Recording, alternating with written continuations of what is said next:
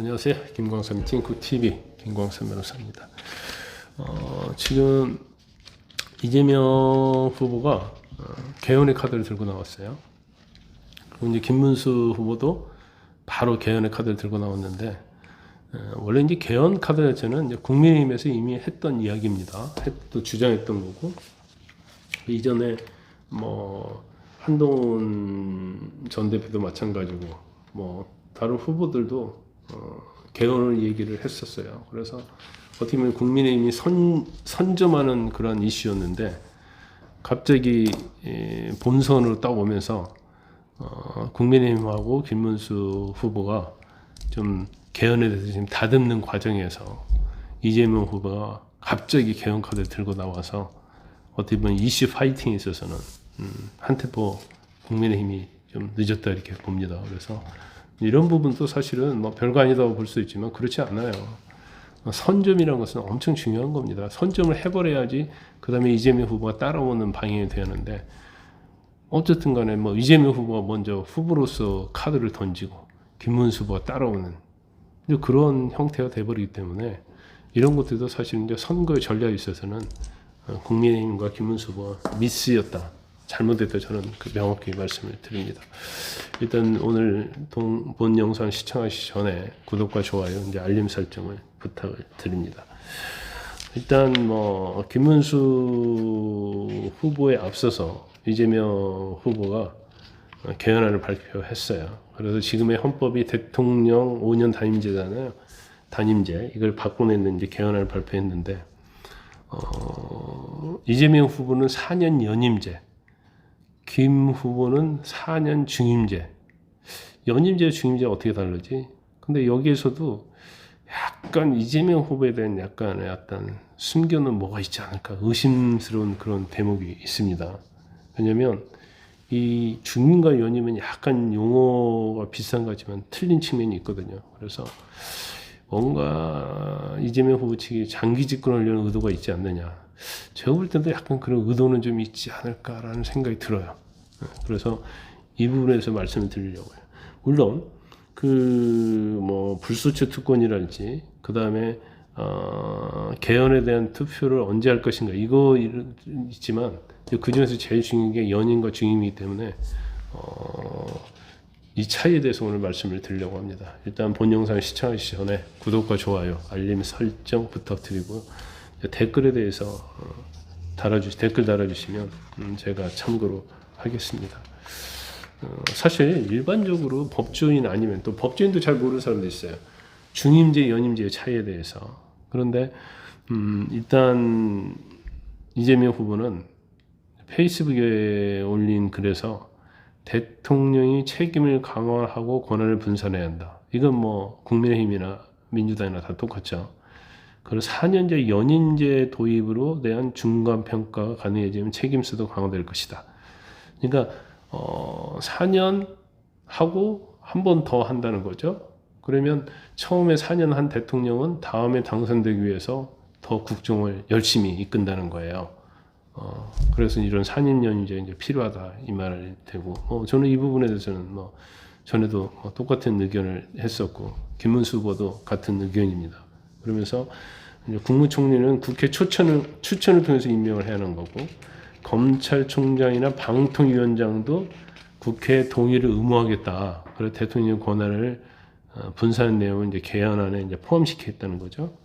근데 일단 김 후보도 역시 뭐 대통령 권한에 대해서는 구체적인 조정도 대폭 해야 한다. 그래서 제왕적 대통령제를 이제 수술하겠다. 권력 분산의 필요성을 이야기를 합니다. 그래서 일단 뭐 양측 개헌안이 좀 비슷한 것 같지만 이제 차이점이 굉장히 많아요. 대표적인 것이 이번 대선에서 그러면 당선자가 되는 차기 대통령의 임기 문제는 어떻게 할 것이냐, 이 부분이 아주 큽니다. 그래서 김문수 후보는 이제 총선하고 대통령 선거를 이제 일치시켜야 한다는 거예요.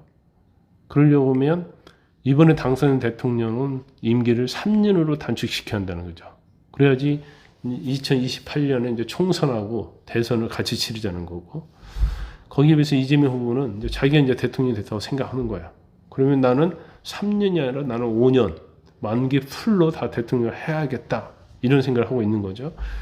그러다 보니까 본인들은 뭐 임기 단축은 배제를 하고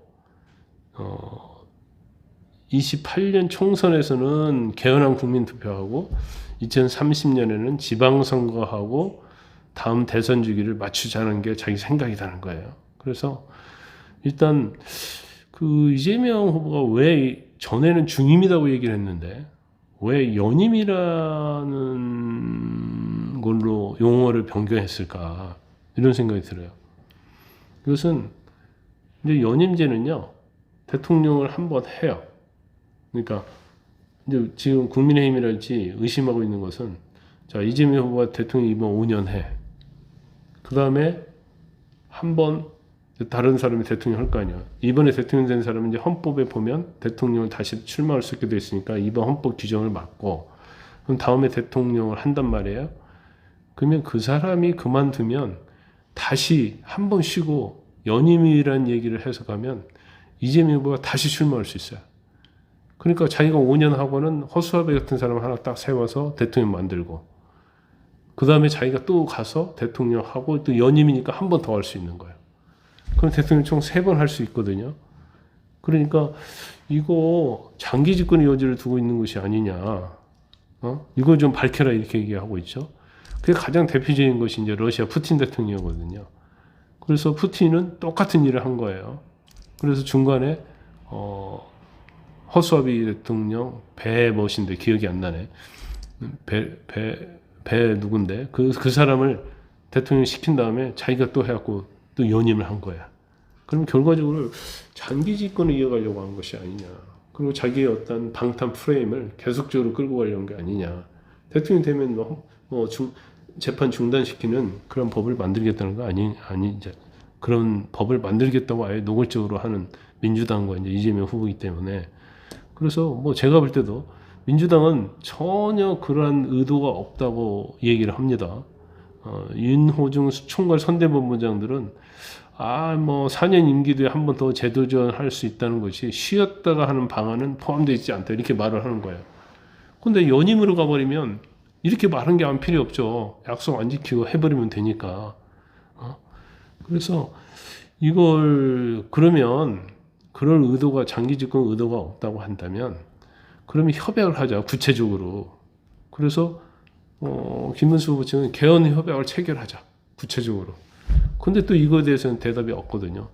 그런 어떤 숨은 의도가 없다고 한다면 당연히 연임자를 중임으로 바꿔서 개헌하겠다 이래버리면 되는 거예요. 연임을 중임으로만 한번 얘기하면 되는데 이걸 연임 뭐 한다고 해서 장기 집권이라는 것은 아니다 이런 얘기만 하고 있고 그리고 뭐 이재명 후보가 대선에서 이긴다 하더라도 영임이나 중임은 할 가능성이 없다 하면서 뭐 헌법 128조 운운을 하고 있거든요. 그런데 뭐 말을 바꾼 게 한두 번이 아니잖아요. 또 꼼수 쓴 게 한두 번이 아니기 때문에 과연 이 말을 믿을 수 있을까?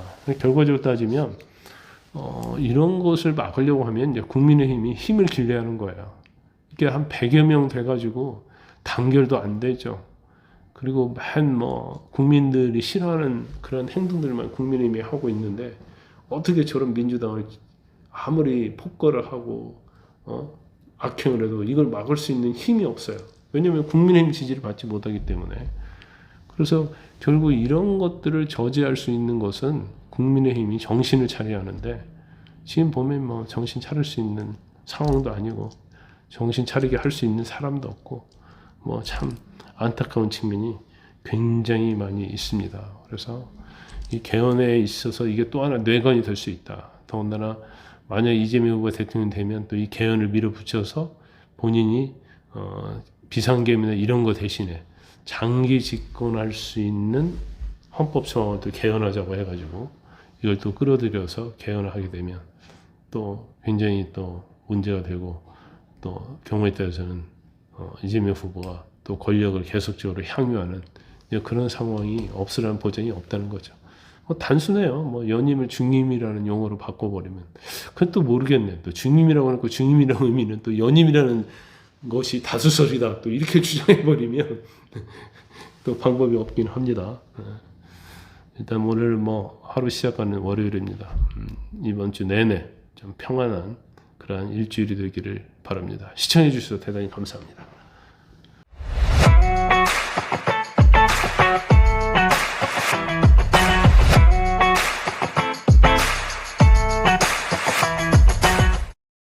여러분의 구독과 좋아요는 큰 힘이 됩니다.